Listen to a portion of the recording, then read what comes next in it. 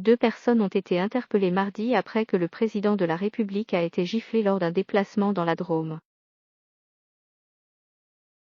Le parquet a livré de premiers éléments sur leur profil. Un homme portant un t-shirt kaki, une barbe noire et une chevelure longue, portant une gifle au président de la République. C'est ce que l'on distingue sur la vidéo publiée sur les réseaux sociaux ce mardi dans la foulée de l'agression d'Emmanuel Macron dans la Drôme, tandis qu'une voix hurle le cri de guerre royaliste Montjoie Saint-Denis, ainsi que à bas la Macronie.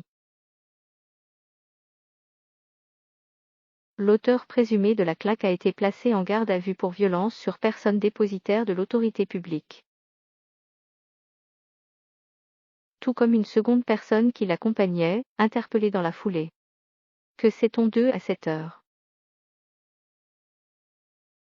2 Dromois de 28 ans. Les 2 hommes interpellés sont 2 Dromois âgés de 28 ans, inconnus de la justice, a indiqué Alex Perrin, procureur de la République à Valence.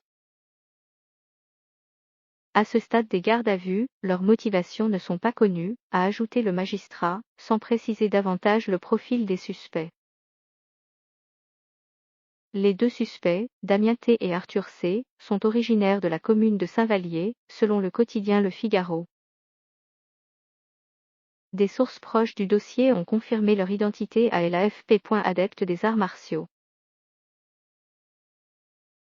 L'un d'eux est un adepte des arts martiaux historiques européens, une discipline qui compte environ 500 pratiquants en France et promeut des formes de combat tombées dans l'oubli en Europe, d'après un profil Instagram à son nom où il apparaît en costume médiéval.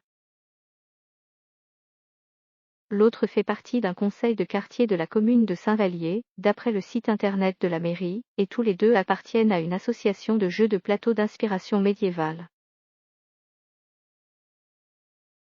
Une plainte doit être déposée dans les prochaines heures par le préfet à leur encontre, a par ailleurs indiqué le procureur. Une enquête, menée par les gendarmes drômois, a été ouverte pour violence sans ITT sur personne dépositaire de l'autorité publique et des perquisitions à leur domicile étaient en cours ce mardi en début de soirée.